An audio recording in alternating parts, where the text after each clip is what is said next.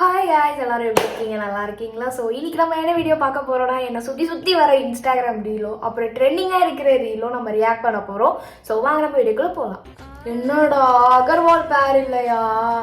நான் அதுலேருந்து வெளியே வர்றதுக்குள்ள இன்னொரு தப்பா அதை பார்த்துட்டு வாங்க. என்னடா ரீலெலாம் போட்டு செஞ்சு விட்டுருக்கீங்க, பரவாயில்ல. அதுல தளபதி இருக்காருன்னு சொல்லிட்டு நான் ஒரு மாதிரி ஓகே சாக்ரிஃபைஸ் ஆயிக்கிறேன். வேற என்ன பண்றது?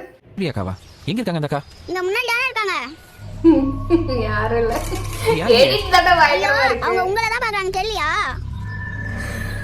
என்னடா மூஞ்சி எக்ஸ்பிரஷன்? அந்த அக்கா எப்படி இருப்பாங்க? இதோ இப்படி தான் இருப்பாங்க.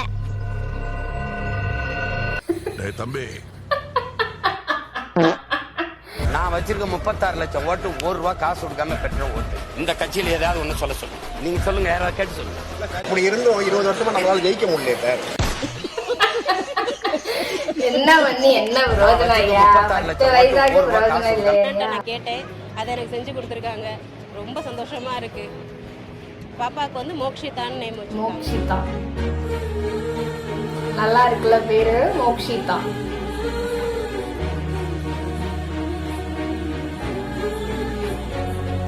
ஆனா வந்து நம்ம ஐயா வந்து என்ன பண்ணுவாரு, பெண் குழந்தைக்கு வந்து ஸ்டாலின் பேர் வைப்பாரு.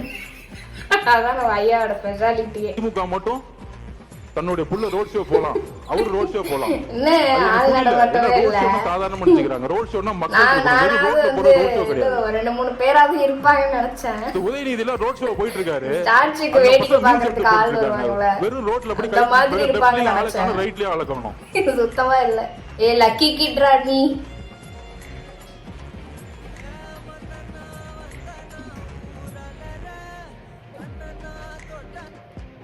இவனுக்கு வேற காப்பிரைட் குத்துறானுங்களே இந்த பாட்டுக்கு. ஒவ்வொரு வாட்டி காப்பிரைட்ஸ் ஆஃப் பண்றதுக்கே என் பாதி உயிர் போகுது கைஸ்.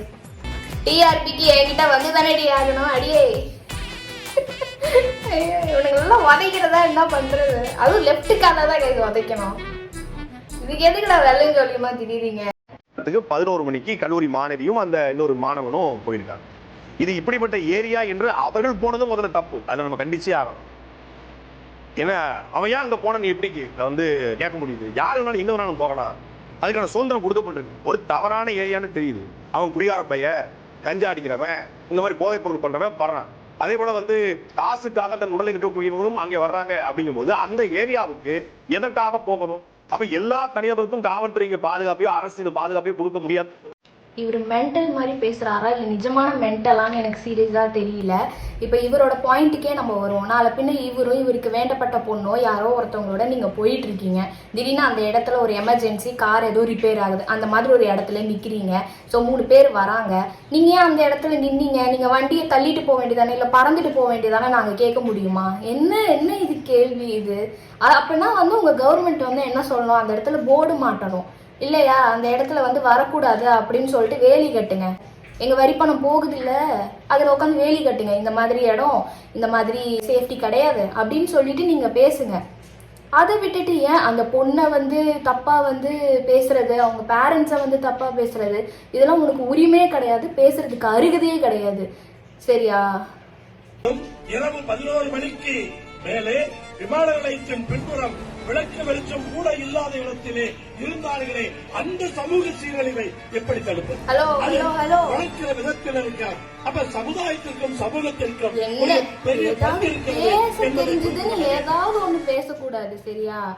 என்ன சமூக சீர்கேடு? நான் இப்போ ஒரு வீடியோ போட்டு காட்டுறேன் கைஸ். அதுல என்ன சமூக சீர்கேடு நீங்க பாக்குறீங்க, நீங்க வந்து சொல்லுங்க கைஸ். பாருங்க, மார்னிங் டைம், வெளிச்சம் இருக்கிற டைம், ஆள் நடமாட்டம் இருக்கு, பப்ளிக் டிரான்ஸ்போர்ட் எல்லாம் இருக்குது. இவரே ஒரு டிரான்ஸ்போர்ட்ல தான் போயிட்டு இருக்கிறாரு. சரியா? அவர் ஒரு வயசானவர். சரியா? அவங்க 2 பொண்ணுங்க, ஒரு ஆண் நண்பரோட இல்ல, அந்த பொண்ணு ஒரு ஆண் நண்பரோட இல்ல, ஒரு பெண் நண்பரோட தான் இருக்காங்க. ரோட் கிராஸ் பண்றாங்க, பின்னாடி இந்த மாதிரி பண்றாங்க. இப்ப என்னது இதுல என்ன நீங்க சமூக சீர்கேடு நீங்க பாத்துட்டீங்க அந்த பெண்களுக்கிடையே? இது உங்க பொண்ணா இருந்தா நீங்க சொல்லுவீங்களா? உங்க ஒய்ஃபா இருந்தா உங்க சொல்லுவீங்களா? உங்களுக்கு அக்கா தங்கச்சி அந்த மாதிரி யாராவது வந்தா சொல்லுவீங்களா? என்னன்னே தெரியாம அந்த பொண்ணு எதுக்கு அங்க போச்சுன்னே தெரியாது. அது அந்த பொண்ணுக்கும் அந்த ஆண் நண்பருக்கும் தான் தெரியும். தேவையில்லாம வந்து லவ்வரு, இந்த நேரத்துல வெளிச்சம் இல்லாத நேரத்துல போனது, பேரண்ட்ஸு சரியில்லை, ஒழுக்கம் சரியில்லை. நீ யாரு நீ சொல்றதுக்கு? நீ பாத்தியா? நீ விளக்கு பிடிச்சி பாத்தியா? என்ன பண்ணாங்க நீ பாத்தியா? அப்படியே பண்ணியிருக்கட்டுமே, அது அவங்களோட பர்சனல். அதுலயே நீ மூக்கு நுழைக்கிற இந்த மாதிரி. இப்போ இது என்ன டைம் பீரியட் கைஸ்? இது ஒரு காலையில வெளிச்சம் இருக்குதா இல்லை சாயங்காலம் வெளிச்சம், இந்த சூரியன் அஸ்தமானம் அந்த மாதிரி ஒரு டைம் பீரியட்ல இருக்கு. இந்த மாதிரி வெளிச்சம் இருக்கு, 4-5 பேர் நடந்து போயிட்டு இருக்கான், வண்டி போகுது, அங்கேயே வந்து இது கிடையாது, பாதுகாப்பு கிடையாது. இப்போ எங்க போனீங்க? பேச வேண்டியதானே, இந்த வீடியோ பார்த்து பேச வேண்டியதானே. அதாவது ஏதோ ஒன்று இந்த ஆதிகால நாலேஜை வச்சுக்கிட்டு ஏதோ ஒன்று பேசக்கூடாது. பேசுறது தெளிவாக பேசணும், புரிஞ்சுதா? நாலேஜபிளாக பேசணும். என்ன நடந்தது அதை வந்து நம்ம ஆராய்ஞ்சு பேசணும். உன் பொண்ணாக இருந்தால் நீ பேசுவ, இப்படி தான் வந்து ப்ளேம் பண்ணுவியா? உனக்கு ஒரு பொண்ணு இருந்ததுன்னா நீ அந்த நேரத்தில் போனா உன் மேலே தான் தப்பு அப்படின்னு ப்ளேம் பண்ணுவியா? பாதிக்கப்பட்ட உன் பொண்ணை ப்ளேம் பண்ணுவியா? அப்படிதான் கைஸ் கேட்க தோணுது. நான் கேட்குறது கரெக்டு தானே? சாரி கைஸ், நான் ஒருமையில் பேசுகிறேன்னு இல்லை. இது வந்து இவருக்கு மட்டும் கிடையாது, இந்த மாதிரி பேசுகிற எல்லா கேரக்டர்ஸுக்கும் தான் நான் சேர்த்து நான் பேசுகிறேன், மொத்தமாக தான் நான் பேசுகிறேன். விஜய் என்பவர் கிறிஸ்தவர் என்று சொல்லி இப்பொழுது கிறிஸ்தவர்கள் மத்தியிலே பேசப்படுகிறது. அதனால் கிறிஸ்தவர்கள் ஓட்டு விஜய்க்கு மாறும் அப்படின்னு சொல்லி கொஞ்சம் பேசப்பட்டது. கரூர் சம்பவத்திற்கு பின்பாக அந்த நிலைமை கொஞ்சம் கேள்விக்கு உள்ளாகி இருக்கிறது. இந்த சூழலில் அதாவது சுதனை போன்றவர்கள் உங்களுக்கு வாக்களிக்க வேண்டும் என்று விரும்புகிறார்கள். இந்த விஷயத்தை மற்றவர்களுக்கு நாங்கள் எடுத்து சொல்வதற்கு தாங்கள் கூறும் அறிவுரை என்ன அப்படின்னு ஒரு கேள்வியை கேட்கிறார். இதுல ஐயா, நான் ஒன்றுதான் சொல்றேன், இது புரியுதா உங்களுக்கு? நீங்க என்ன பண்ணிட்டு இருக்கீங்கன்னு புரியுதா? சீமான் ஐயா, கிறிஸ்டியனா இருந்தா விஜய்க்கு ஓட்டு போடுங்க, அது வந்து ஒரு கிறிஸ்டின்ல இருக்கிற ஃபாதரே நீங்க சொல்ல வைக்கிறீங்க. இது என்ன மாதிரியான ஸ்டேட்மெண்ட்? அவருக்கு நாலேஜே இல்லாம அவரும் பேசிட்டு இருக்காரு. அவர் ஃபாதரா இல்ல என்ன இதுன்னே எனக்கு புரியல. அவருக்கு புரிஞ்சுதான் பேசுறாரா? எத்தனை இது பண்ணியிருப்பாரு, எத்தனை சர்ச்சில் போய் பேசியிருப்பாரு, புரிஞ்சுதான் பேசுறீங்களா ஐயா நீங்கெல்லாம்? கேள்வி எழுப்பிய என் தம்பிக்கு மட்டும் இல்ல, என் உயிருக்கு மேலாக நான் நேசித்து நிற்கிற என் அன்பு சொந்தங்கள் எல்லாருக்கும் சொல்லுவேன், நீங்கள் கிறிஸ்தவர்கள் என்று உங்களை உணர்வீர்களே ஆனால், எண்ணுவீர்களே ஆனால் எனக்கு வாக்கு செலுத்தாதீர்கள். நாங்கள் இஸ்லாமியர்கள் என்று நினைத்தீர்களே ஆனால், நீங்கள் இஸ்லாமிய தலைவர்கள் சொல்லுகிற கோட்பாடுகள் அல்லது திமுக தான் நமக்கு பாதுகாப்பு, இல்லை என் தம்பி விஜய் அவர் கிறிஸ்தவர் என்று நினைத்தால் போடுங்கள். நீங்கள் தமிழர்கள் என்று நினைத்தால், இந்த மகன் தமிழ் மகன் என்று நினைத்தால் நீங்கள் எனக்கு போடுங்கள். நான் இன்னும் என்ன இது கேவலமான ஸ்டேட்மெண்ட்டு? எனக்கு புரியவே இல்லை கைஸ், இது என்ன கேவலமான ஸ்டேட்மெண்ட்டு? கிறிஸ்டினா இருந்தால் வந்து விஜய்க்கு ஓட்டு போடு, முஸ்லீமாக இருந்தீங்கன்னா உங்களுக்கு வந்து டிஎம்கே ஓட்டு போடு, எனக்கு தமிழர்களாக இருந்தால் எனக்கு தமிழர்கள்னு நீங்கள் எதை வச்சு பிரிக்கிறீங்க? என்னது இது? தமிழ் பேசுகிறவங்க எல்லாருமே தமிழர்கள் தாங்க.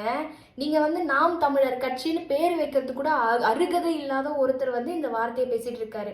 உங்களுக்கு வந்து பேச தெரிஞ்சா பேசுங்க, எனக்கு இந்த பொறுப்பு கொடுத்தீங்கன்னா நான் இதெல்லாம் பண்ணுவேன், மக்களுக்கு வந்து நான் வந்து சேவை செய்வேன்.